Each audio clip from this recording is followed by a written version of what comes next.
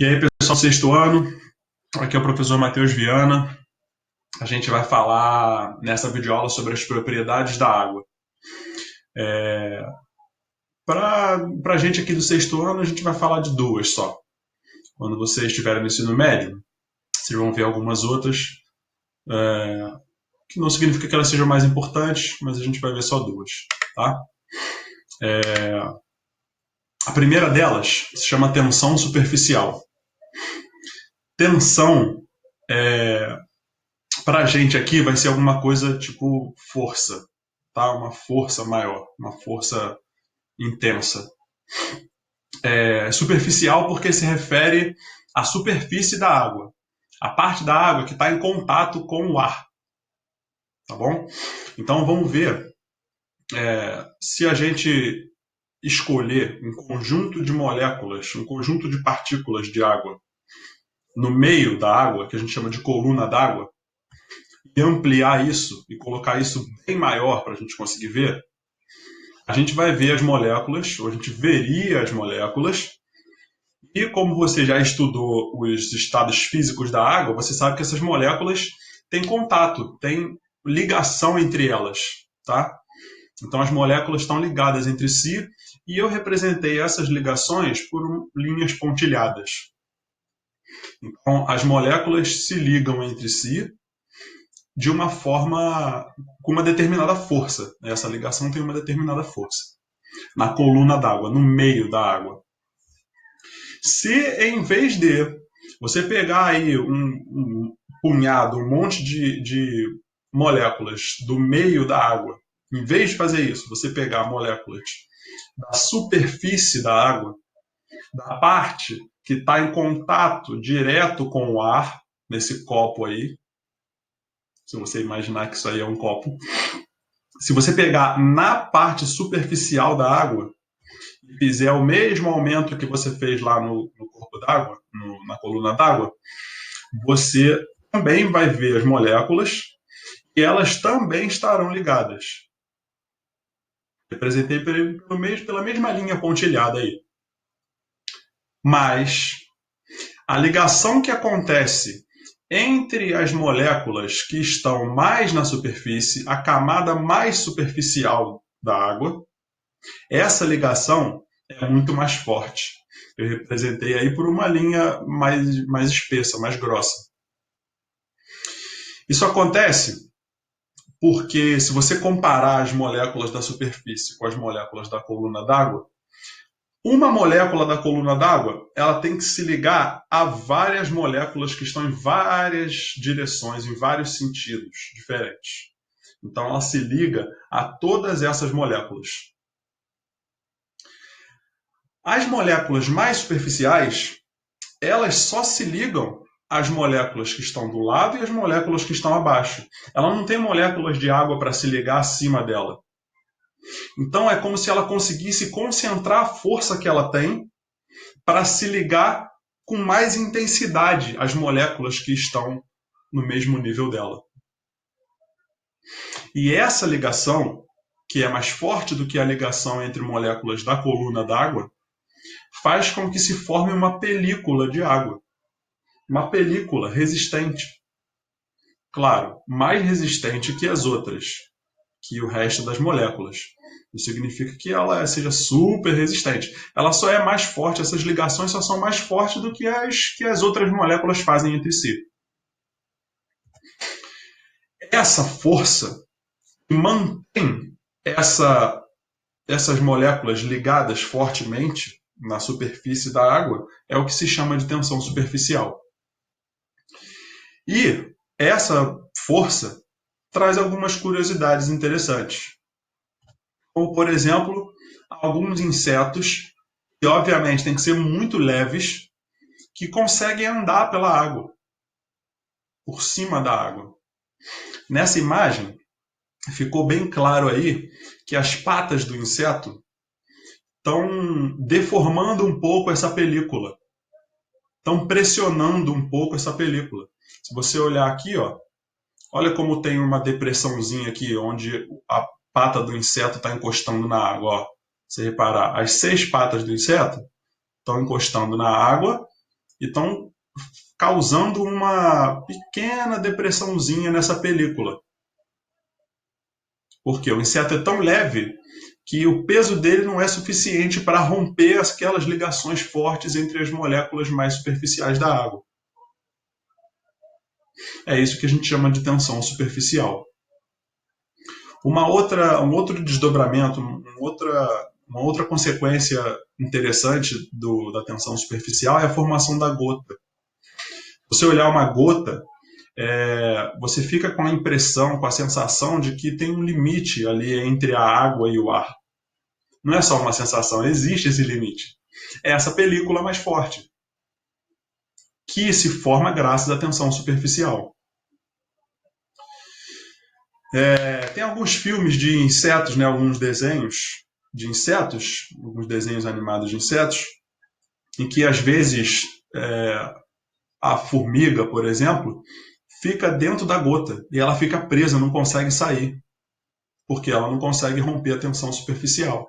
Claro que é um desenho, enfim, é uma fantasia ali, não faz de conta, mas também é um momento em que a tensão superficial aparece para você.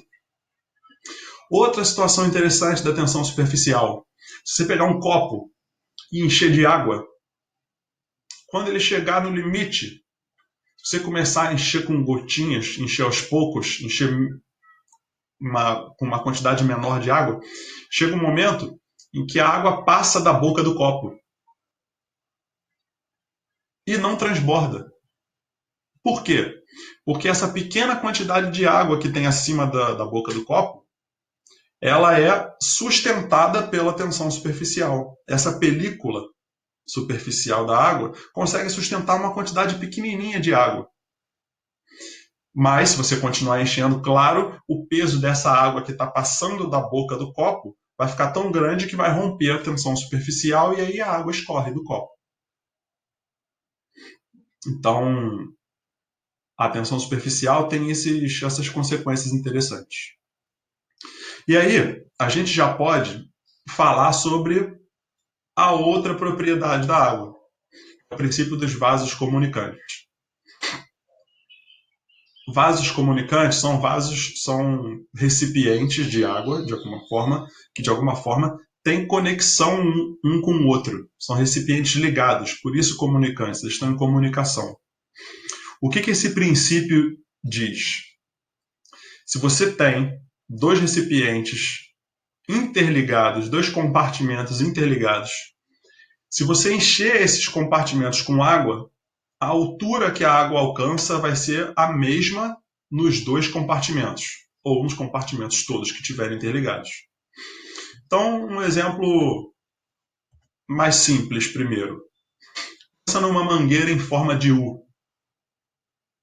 Se você for enchendo essa mangueira aos poucos, mesmo que só de um dos lados, essa água vai chegar a um nível que vai estar exatamente igual do outro lado, na outra perna do U.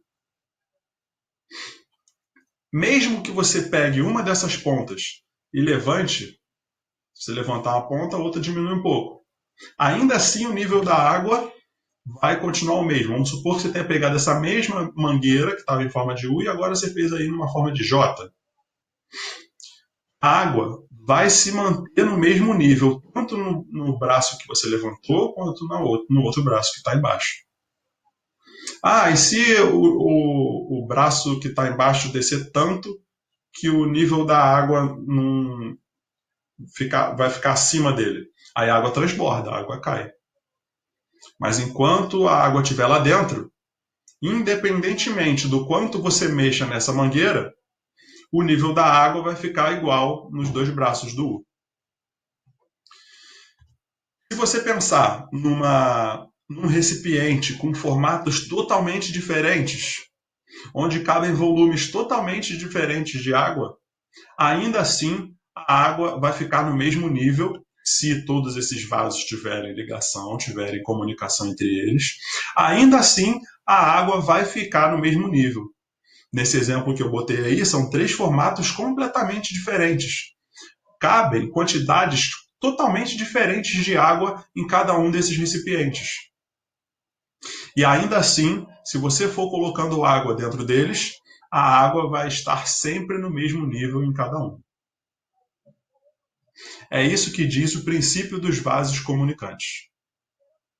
E isso traz uma consequência prática para a gente. Essa consequência envolve caixa d'água nas casas. Então imagina uma casa onde você tem uma caixa d'água. Não sei se você já reparou, se você já ouviu falar, as caixas d'água tendem a ficar em lugares altos na casa, geralmente acima das casas.